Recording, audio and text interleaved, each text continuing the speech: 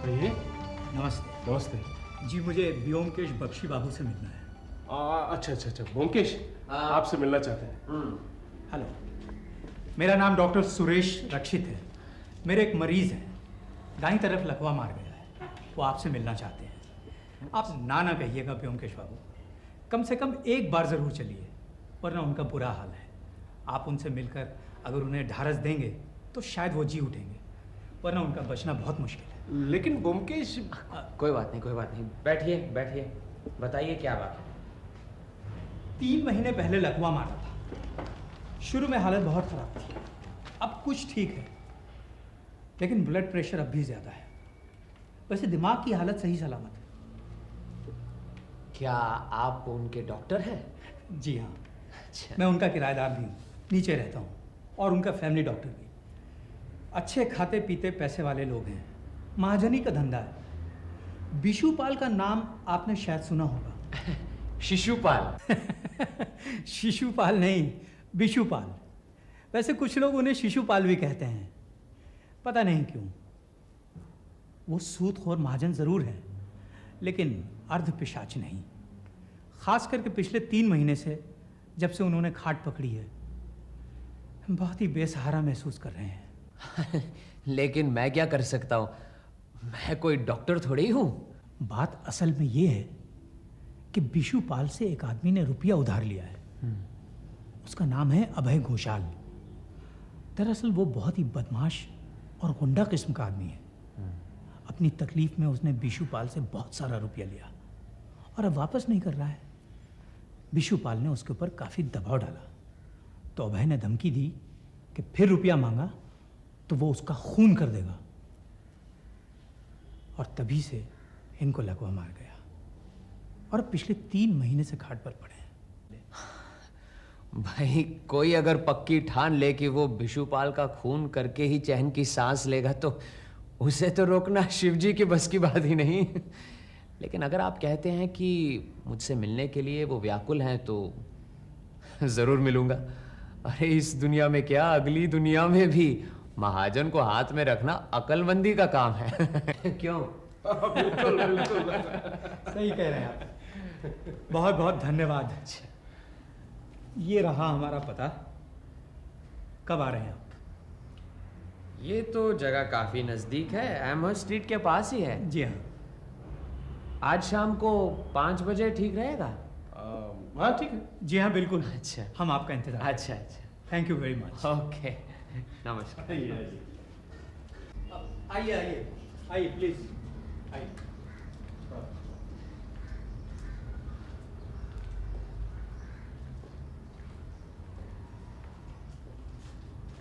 अरे ये तो अच्छा खासा दफ्तर है। जी हाँ, लाखों के लेन देन का धंधा है। बड़े बड़े सेठों की चोटियां यहाँ बंधी हुई हैं।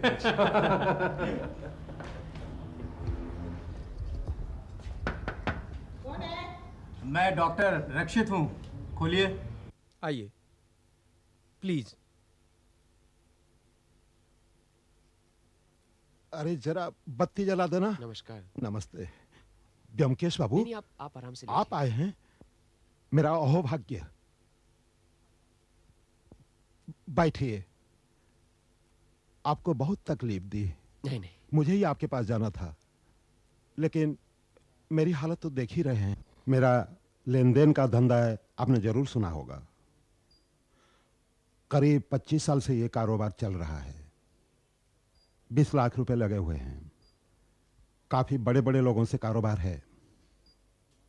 मैं कभी बिना जमानत के उधार नहीं देता, लेकिन 2 साल पहले मुझसे गलती हो गई, जिसका फल आज भी भुगत रहा हूं।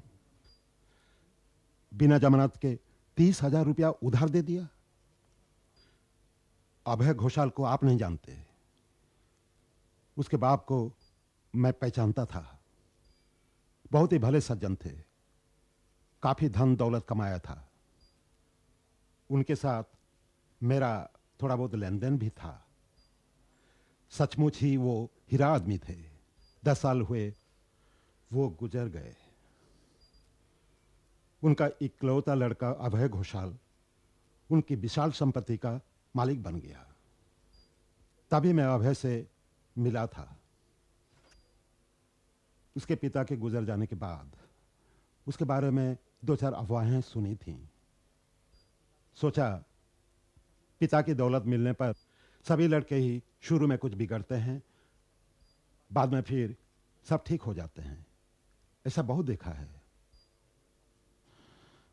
2 साल पहले की बात है। अभय घोषाल को भूल ही गया था। तब एकाएक एक दिन अभय घोषाल मेरे पास आया। उसे देखकर दंग रह गया। इतना सुंदर सुपुरुष।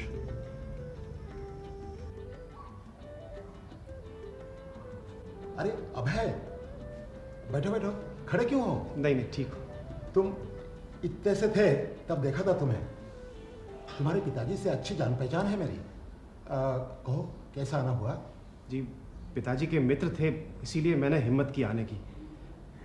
मैं बहुत मुसीबत में हूँ। मेरे दुश्मनों ने मुझे झूठे खून के इल्ज़ाम में फंसा दिया है। अरे मैं बड़ी मुश्किल से ज़मानत का इंतज़ाम करके आपके पास आया हूँ। मुकदमा चलाने के लिए मुझे 30,000 रुपया चाहिए। आप अगर मुझ पर ये दया कर दें तो आपका ये उपकार मैं ज़िंदगी भर नहीं भूलूंगा। मैं मुकदमा जीतूंगा, इसमें ज़रा भी शक नहीं।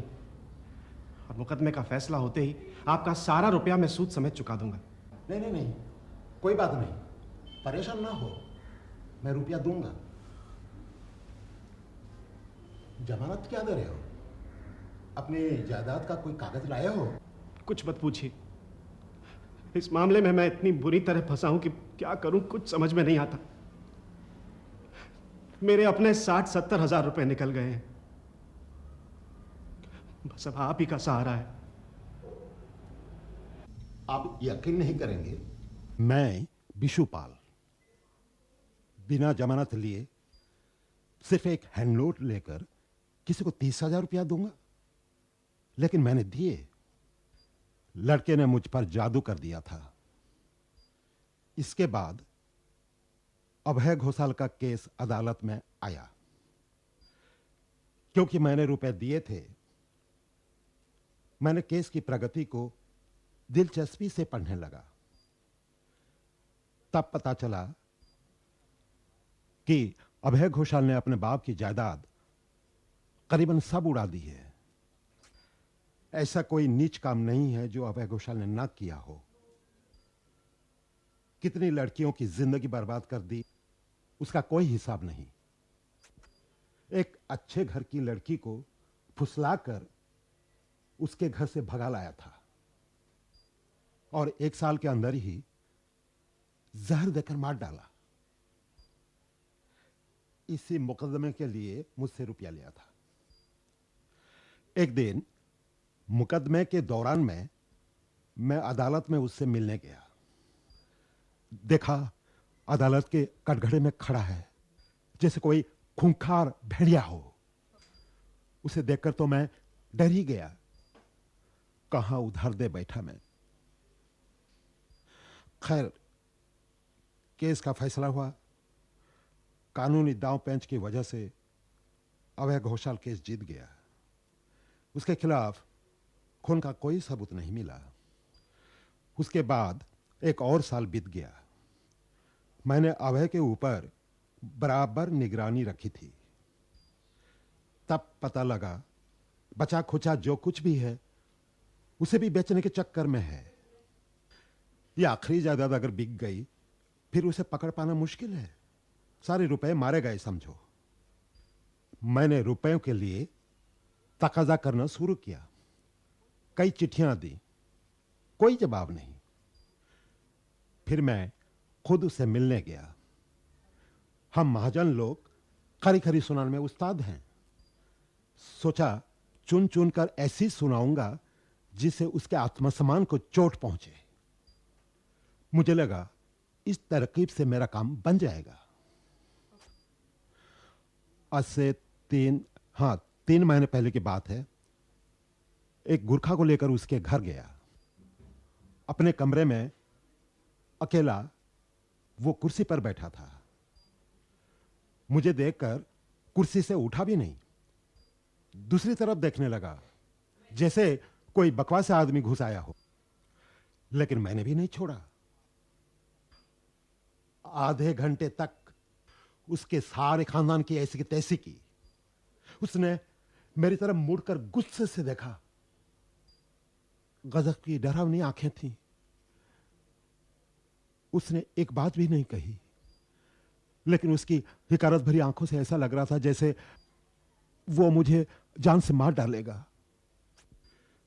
जो शख्स एक बार खून करके बच गया, उसे तो खून करने की आदत पड़ जाएगी। डर के मारे मैंने कुछ नहीं कहा और नहीं रुका। फौरन वहां से जान बचाकर घर भाग आया। घर आकर कपकपी के साथ तेज बुखार आया। कपकपी नहीं रुकती थी। मैंने डॉक्टर को बुलाया। डॉक्टर ने दवा देकर किसी तरह कपकपी बंद की। उस वक्त तो ठीक हो गया, लेकिन आधी रात के बाद फिर तेज बुखार के साथ कपकपी शुरू हुई। बड़े डॉक्टर को बुलाया। डॉक्टर ने कहा स्ट्रोक हुआ है, दोनों पैरों को लकवा मार गया है। तब से बिस्तर में पड़ा हूं, लेकिन दिल बेचैन रहता है। डॉक्टरों ने कहा कि जान को कोई खतरा नहीं है, लेकिन मौत का डर नहीं जा रहा है। अभय घोषाल मुझे नहीं छोड़ेगा। मैंने घर से निकलना बंद कर दिया है। दरवाजे पर गुरखा का पहरा बिठवा दिया है, तब भी भरोसा नहीं रहा। अब आप ही बताइए ब्योमकेश बाबू, मैं क्या करूं?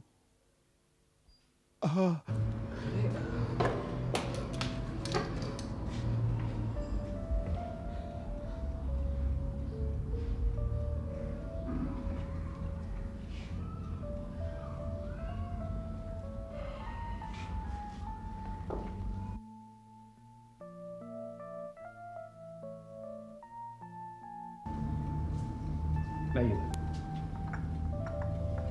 ये लीजिए।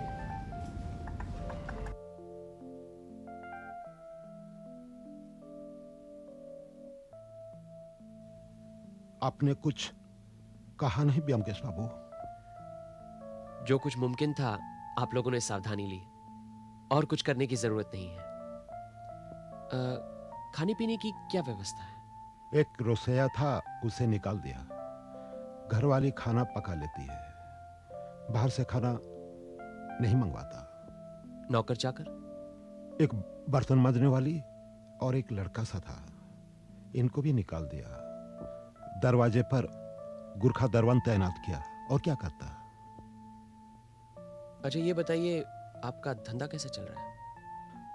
मुनीम काम देखता है। बहुत कुछ जरूरी हो तो मुझसे आकर यहां मिलता है, लेकिन उसे भी अंदर घुसने नहीं देता। दरवाजे के बाहर खड़ा होकर ही बातचीत करता है। बाहर के लोगों में सिर्फ डॉक्टर ही अंदर आता है। ठीक है, और क्या करना है ये तो अब ध्यान में नहीं आ रहा। क्या अभय घोषाल सचमुच आपको मारना चाहता है? हाँ हाँ ब्योमकेश बाबू, हाँ। मेरी अंतरात्मा को यकीन हो गया कि वो मेरा खून करके ही सांस लेगा। नहीं तो बताइए, मुझे इतना डर क्यों लग रहा है? कलकत्ता शहर कोई डाकुओं का जंगल तो नहीं है। वो तो ठीक है, लेकिन इस तरह कितने दिन जिएंगे? यही तो परेशानी है। इस तरह से कितने दिन चलेगा? इसलिए तो मैं आपकी मदद मांग रहा हूं। आप ही कोई रास्ता निकालिए। ठीक है, सोचकर देखता हूं, अगर कुछ ध्यान में आया तो जरूर बताऊंगा। अच्छा चलते।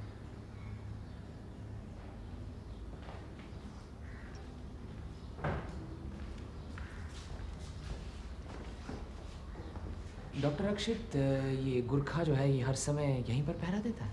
नहीं, 2 पहरेदार हैं। पुराना पहरेदार पहले 2 मंजिले पे पहरा देता था, लेकिन अब दोनों यहीं हैं। एक पहरेदार सुबह 10 बजे से रात के 8 बजे तक पहरा देता है और दूसरा रात के 10 बजे से सुबह 8 बजे तक। इसका मतलब कि सवेरे 2 घंटे और शाम को 2 घंटे यहाँ पे कोई नहीं रहता? नहीं, उस वक्त मैं मौजूद रहता हूँ। अच्छा अच्छा अच्छा, आपसे भी 2-4 सवाल करने थे। हाँ क्यों नहीं, चलिए डिस्पेंसरी में बैठते हैं, चलिए। आइए।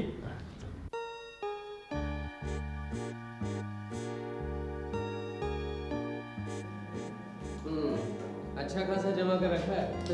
रखना ही पड़ता है व्योमकेश बाबू, आपको तो मालूम है जमा कर नहीं रखेंगे तो जमी हुई आमदनी नहीं आएगी। कितने दिनों से प्रैक्टिस कर रहे हो? यहाँ कोई 3 साल से, इसके पहले शहर के बाहर कस्बे में था। अच्छी चल रही है? क्यों? बस ठीक है, 3-4 घरों का फैमिली डॉक्टर हूँ, धीरे धीरे प्रैक्टिस बढ़ रही है। अगर विशुपाल बाबू को अच्छा कर सका तो। अरे आप लोग बैठे ना प्लीज।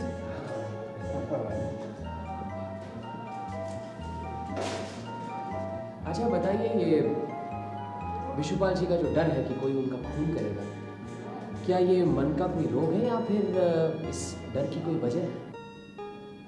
वजह है, वैसे ये ज़रूर है कि जो रुपए पैसे वाले होते हैं उन्हें मरने का डर ज़्यादा होता है। विशुपाल का डर लेकिन बेबुनियाद नहीं है। अभय घोषाल सचमुच एक खूनी आदमी है। सुना है कि उसने अब तक 3 खून किए हैं। यहाँ तक कि कहा जाता है कि उसने अपने बाप को भी जहर देकर मार डाला था। अच्छा, ये बात है। काफी गुणवान बेटा है।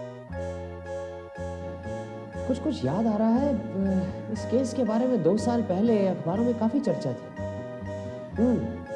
कहाँ रहता है आपको मालूम है? हाँ क्यों नहीं, यहीं पास में तो है। आपको मिलना है तो मैं एड्रेस दे देता हूँ।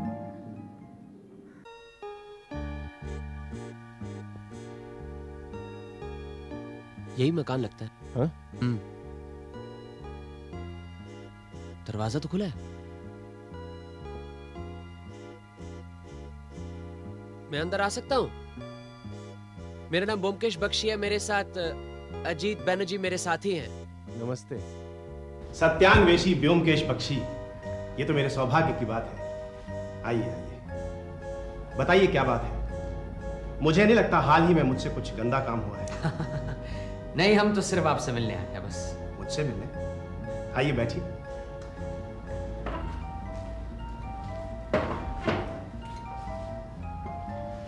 तो मैं भी एक नुमाइशी चीज हूं। आप अपनी मर्जी से यहां आए हैं या किसी ने आपको भेजा? जी, हमें किसी ने भेजा तो नहीं है, लेकिन शिशुपाल महाजन ने अपनी दुख भरी कहानी सुनाई तो सोचा चलो आपके भी दर्शन हो जाए। अच्छा, शिशुपाल, आपको किसी ने यहां भेजा है ये तो मैं समझ गया था, किंतु शिशुपाल का ख्याल नहीं आया था। शायद आपको मालूम है कि शिशुपाल को लकवा मार गया है। अच्छा, मुझे नहीं मालूम। करीब 3 महीने पहले शिशुपाल हमारे घर आया था। मेरे पूरे खानदान को नरकवास की सजा सुनाकर चला गया। खैर, ऊपर भगवान है। आपसे मिलने के बाद ही उन्हें लकवा मार गया। अब तो वह खटिया पकड़े हुए हैं। लेकिन ऐसी बात नहीं है कि सिर्फ लकवे की वजह से घर से नहीं निकले। आपके डर की वजह से भी वह घर से नहीं निकल रहे हैं। मेरे डर की वजह से? क्या कह रहे हैं आप? वो महाजन हैं, मैं देनदार हूं उनका। बल्कि मुझे उनके डर की वजह से घर में छुपा रहना चाहिए। उनके दिल में शायद डर बैठ गया कि आप उनका खून करने वाले हैं। ये लीजिए, उल्टा चोर कोतवाल को डांटे। मैं सिर्फ एक बार खून के मामले में फंस गया था तो सब सोचने लगे कि मैं खूनी आसामी हूं। मैं बेकसूर रिहा कर दिया गया था, ये सब भूल गए। लेकिन एक बात जरूर है, ये शायद मेरे कर्मों का फल है कि जो भी मुझसे दुश्मनी मोल लेते हैं वो ज्यादा दिन टिक नहीं पाते। अरे, जा रहे हैं क्या? जी हाँ, आपसे मिलने आया था, मिल चुका, अब चलता हूं। लेकिन जाने से पहले एक बात कहे जाता हूं। अगर शिशुपाल का खून हो गया तो मुझे बहुत अफसोस होगा और आपको भी अफसोस मानना पड़ेगा।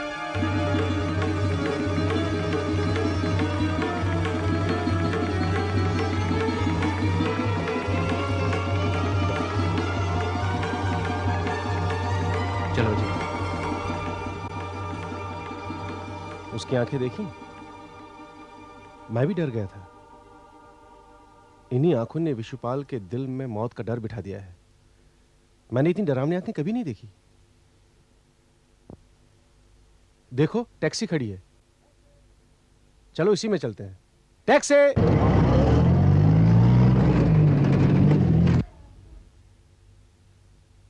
अंदर कोई था? गौर नहीं किया। टैक्सी वाला हमारी तरफ देख रहा था, तभी मुझे लगा कि टैक्सी खाली है। हो सकता है पीछे कोई बैठा हो। लगता कोई हमारा पीछा कर रहा है। कौन हो सकता है? डॉक्टर रक्षित के अलावा और तो किसी को मालूम नहीं कि हम यहाँ आने वाले हैं। लेकिन क्यों? किस मकसद से हमारा कोई पीछा करेगा? ये तो कहना मुश्किल है। शायद हम यूं ही सर खपा रहे हैं। कोई आगंतुक टैक्सी में बैठा होगा, किसी वजह से टैक्सी रोकती होगी और फिर अपने काम पर चल दिया होगा, हैं?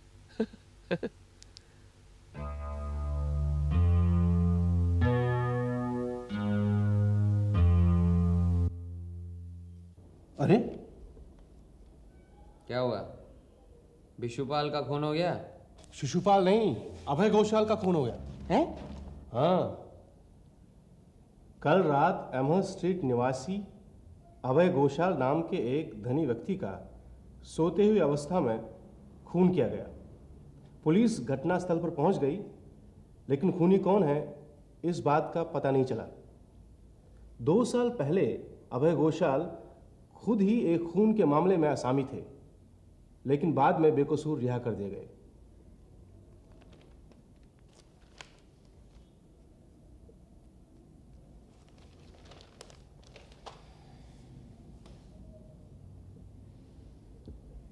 कल शाम को 5 बजे ही तो मिले थे उससे।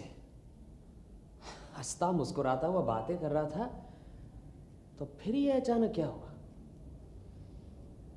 हाँ, कह जरूर रहा था कि उसके बहुत दुश्मन हैं।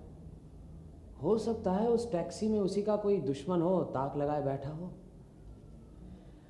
हमारे जाने के बाद अंदर जाकर उसका खून कर दिया। या फिर उस टैक्सी में डॉक्टर रक्षित भी तो हो सकता था। डॉक्टर रक्षित अभय घोषाल का खून क्यों करेगा?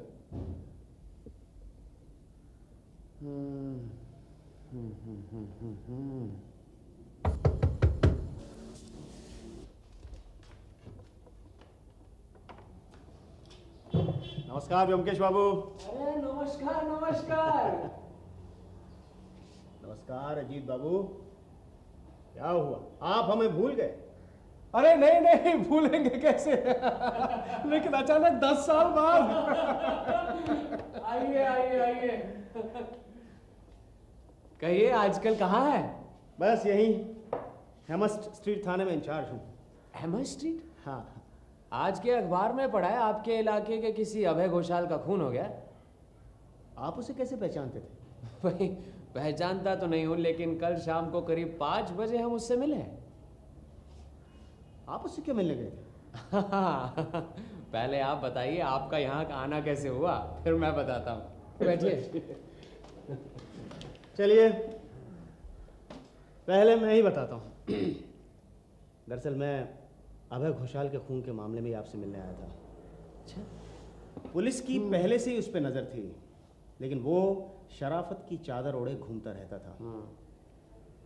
लेकिन उससे बड़ा शैतान हमारे इलाके में शायद ही कोई और होगा। न जाने कितनी ही औरतों को उसने बर्बाद किया, उसका कोई हिसाब नहीं। उसकी अपनी एक औरत भी थी, यकायक वो गुजर गई। उसने कहा कि उसे दिल का दौरा पड़ा था। फिर किसी दूसरी औरत को भगा लाया, उसके आदमी ने उसे तलाक दे दिया। फिर उस औरत ने अभय घोषाल पर जोर दिया कि वो उससे शादी करे। लेकिन उसने उसे भी जहर देकर के मार डाला। पुलिस ने अभय घोषाल को गिरफ्तार कर लिया। मामला अदालत में चला गया। सेक्शन 302 का मामला था, आर या पार। लेकिन वहां भी उसका अपराध साबित नहीं हुआ और वो निरपराध बरी हो गया।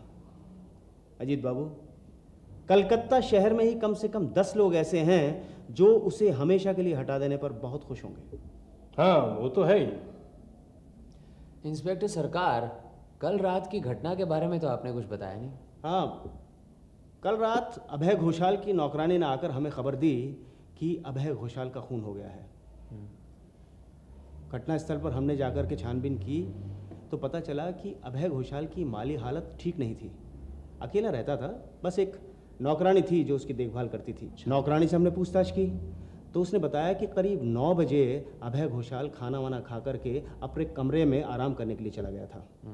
नौकरानी ने उसके बाद घर का सारा काम निपटाया और उसके कमरे में दरवाजे खिड़कियां बंद करने के लिए गई तो उसने देखा कि अभय घोषाल का खून हो चुका है।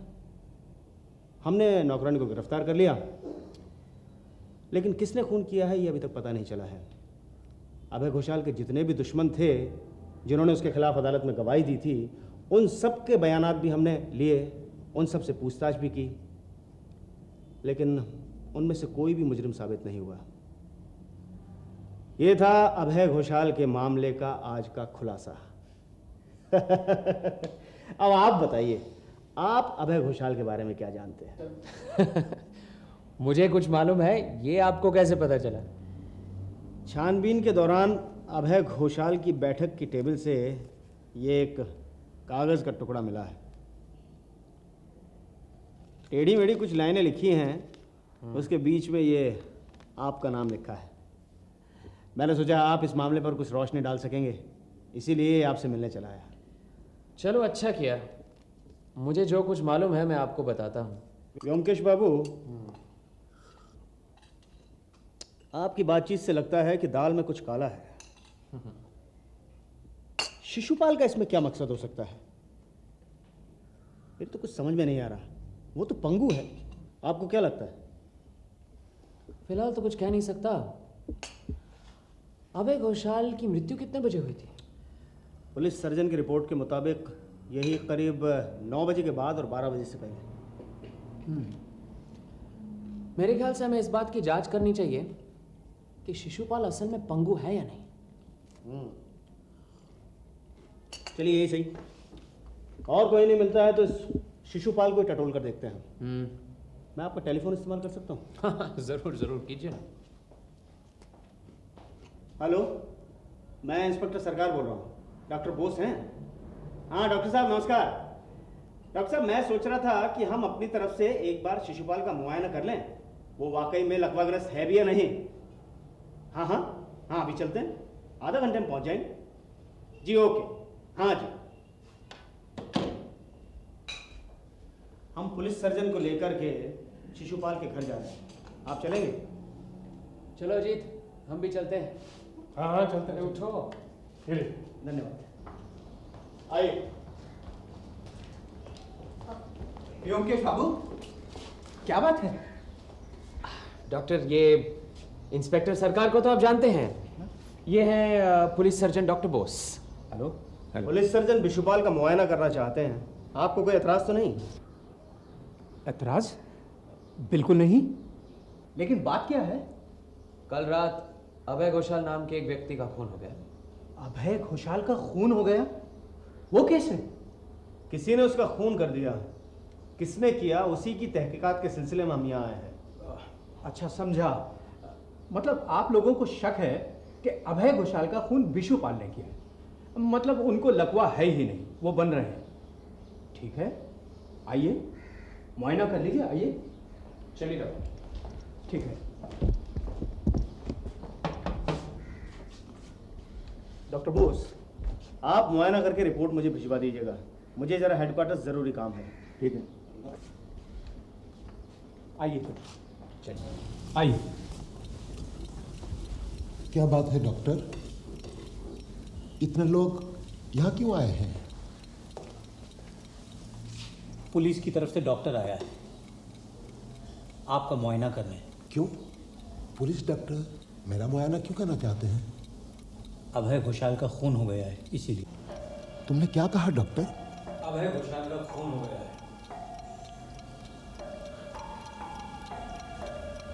ठीक है, देखिए।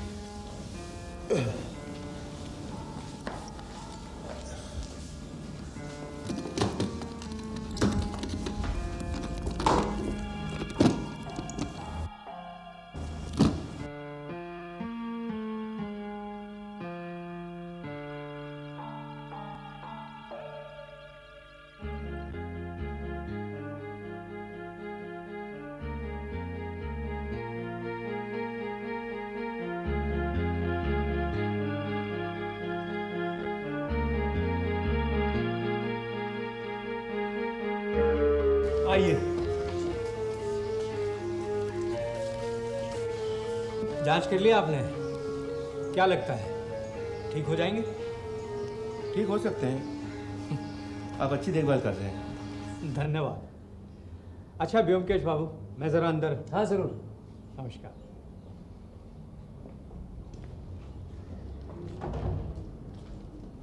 क्या लगता है आपको, असली है नकली? नाटक तो नहीं कर रहे? असली है, नाटक नहीं।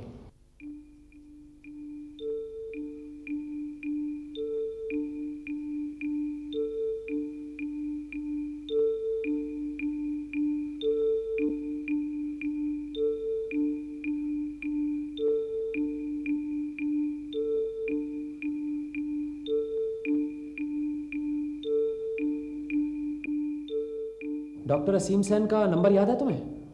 डॉक्टर असीम सेन? अरे वही रामेश्वर बाबू के डॉक्टर, प्याज के रस से जिन्होंने वसीयत लिख भेजी थी मुझे। मुझे याद नहीं, देखना पड़ेगा। रहने दो, देखने की ज़रूरत नहीं। मुझे उनकी डिस्पेंसरी याद है, बस मैं उनसे अभी मिलकर आता हूँ। हाँ अभी आया।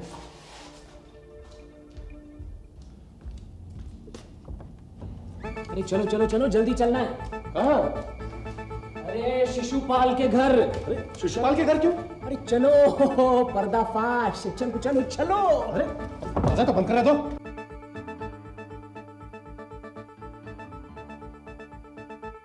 खूब खेल दिखाया शिशु बाबू। क्या कह रहे हैं आप? डॉक्टर रक्षित को भी अपने खेल में शामिल कर लिया। अगर वो ना होते तो शायद आपको इस खेल में सफलता नहीं मिलती, लेकिन मुझे क्यों लपेटा? आपकी तरफ से साक्षी बनूंगा इसलिए।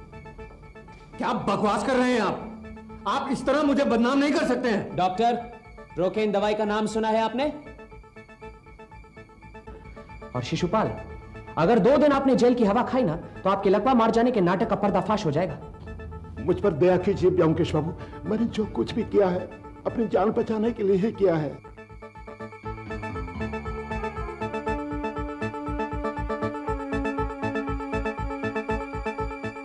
क्या होगा?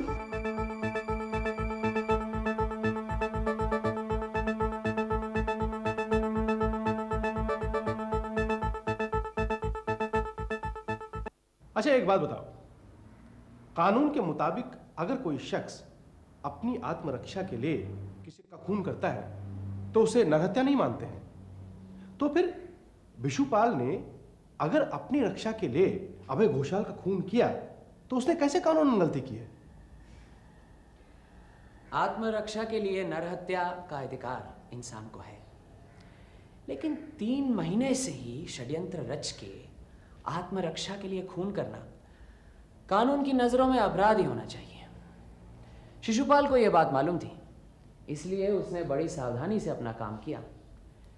जब उसे यकीन हो गया कि अभय घोषाल उसका खून करना चाहता है, तो वो समझ गया कि भाई बचने का एक ही रास्ता है, अभय घोषाल को उड़ा देना। इसके साथ साथ उसके पैसे भी वसूल हो जाएंगे। अभय घोषाल के पास एक मकान था जिसमें वह रहता था, बस उसका खून करके, उसकी कुड़की करके वो भी हासिल कर लेगा। अब खून करने के मामले में शिशुपाल के पास एक सहूलियत थी। वो तो ये बात जानता था कि अभय घोषाल उसका खून करना चाहता है, लेकिन अभय घोषाल यह नहीं जानता था कि शिशुपाल भी उसको मारना चाहता है।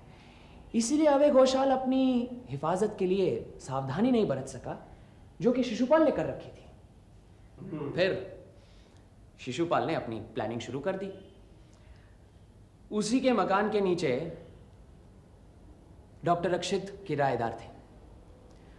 अभी डॉक्टर रक्षित की डॉक्टरी कुछ अच्छी खासी चल नहीं रही थी, वो अपना किराया भी नहीं दे पाता। उन्होंने डॉक्टर को अपना प्लान बताया। डॉक्टर रक्षित के पास कोई चारा नहीं था, वो राजी हो गए। फिर शिशुपाल ने अपने पैसों से डॉक्टर रक्षित की डिस्पेंसरी सजा दी, ताकि लोग ये ना समझे कि कोई घोड़ा डॉक्टर है। फिर शिशुपाल ने लकवा मार जाने का ड्रामा किया। उनका घर से निकलना बंद हो गया और उन्होंने दरवाजे पर एक गुरखा पहरेदार रखवा दिया। आजकल डॉक्टरी विद्या की काफी तरक्की हो चुकी है। पहले यह होता था कि ऑपरेशन के पहले मरीज को क्लोरोफॉर्म देकर बेहोश किया जाता था, लेकिन आज इसकी जरूरत नहीं पड़ती। प्रोकेन नाम की एक दवाई है। अगर रीढ़ की हड्डी की किसी खास जगह पर प्रोकेन का इंजेक्शन दिया जाए तो मरीज का कोई विशेष अंग बेहोश किया जा सकता है। अब डॉक्टर रक्षित ने यही किया। प्रोकेन के इंजेक्शन द्वारा शिशुपाल के दोनों पैरों को बेहोश कर दिया। फिर बाहर से किसी बड़े डॉक्टर को बुलवाया। बड़े डॉक्टर ने कहा, भाई इन्हें लकवा मार गया, बस काम बन गया। अब खास बात यह है कि प्रोकेन का असर जो है वो 4-5 घंटे रहता है, उसके बाद अंग नॉर्मल हो जाता है। अब ये बात सिर्फ शिशुपाल को, शिशुपाल की पत्नी को और डॉक्टर रक्षित को मालूम थी, और कोई ये जानता नहीं था। नौकर चाकर मैनेजर सब यही समझते थे कि मालिक को लकवा मार गया है। कमरे के अंदर तो कोई जा नहीं पाता, बस बाहर से देखते थे मालिक बिस्तर पर लेटा हुआ है। लेकिन शिशुपाल धुरंधर आदमी है, कच्चा काम नहीं करता। उसे किसी निरपेक्ष स्वतंत्र साक्षी की जरूरत थी, कोई ऐसा आदमी जिस पर कोई शक नहीं करता। इसीलिए उसने डॉक्टर के द्वारा मुझे बुला भेजा। मैं राजी हो गया। फिर वो वापस जाकर 2 बजे उसने प्रोकेन का इंजेक्शन शिशुपाल को दे दिया। हम वहां 5 बजे पहुंचे। जाकर देखा वो बिस्तर पर लेटे हुए हैं। उन्होंने अपनी दुख भरी कहानी सुनाई, 100 रुपए भी दिए। हम उनकी बातों में आ गए। लेकिन उसने पहले से ही प्लान कर रखा था कि उसी रात को वो अभय घोषाल का खून करेगा। अब मैंने अभय घोषाल का पता लिया था। ये बात उसे डॉक्टर के द्वारा पहुंच चुकी थी। कुछ परेशान सा हो उठा कि अगर हम ज्यादा देर तक अभय घोषाल के घर में बैठे रहें तो उसका प्लान नाकामयाब हो सकता है। इसीलिए उसने डॉक्टर को हम पर नजर रखने के लिए हमारे पीछे भेज दिया। टैक्सी! चलो। करीब 8 बजे शिशुपाल के शरीर से इंजेक्शन का असर चला गया। वह बाहर निकलने के लिए तैयार हुआ और हमेशा की तरह 8 बजे गुरखा भी चला गया था। दूसरा पहरेदार 2 घंटे बाद 10 बजे आता है। 8:30 के करीब शिशुपाल चादर लपेटे घर से निकला।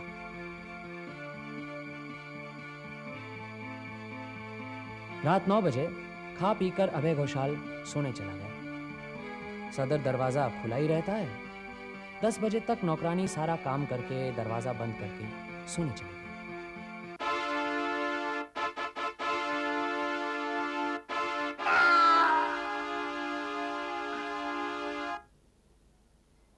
मुझे तो शक तब हुआ जब उन्होंने मुझे 100 रुपए दिए। अरे सूदखोर महाजन इतनी आसानी से पैसे नहीं उड़ाता। फिर जब अखबार में पढ़ा कि अभय घोषाल का खून हो गया है तो मेरा शक और भी मजबूत हो गया। मैं जान गया कि ये लकवा सब नाटक है। अब अगर डॉक्टरी की जानकारी होती तो शायद सब समझ पाता। लेकिन फिर डॉक्टर असीम सेन से मिला और एक पल में सारी बातें साफ हो गई। जो भी हो, मैंने पुलिस को इत्तला कर दी है। अब वो जाने और शिशुपाल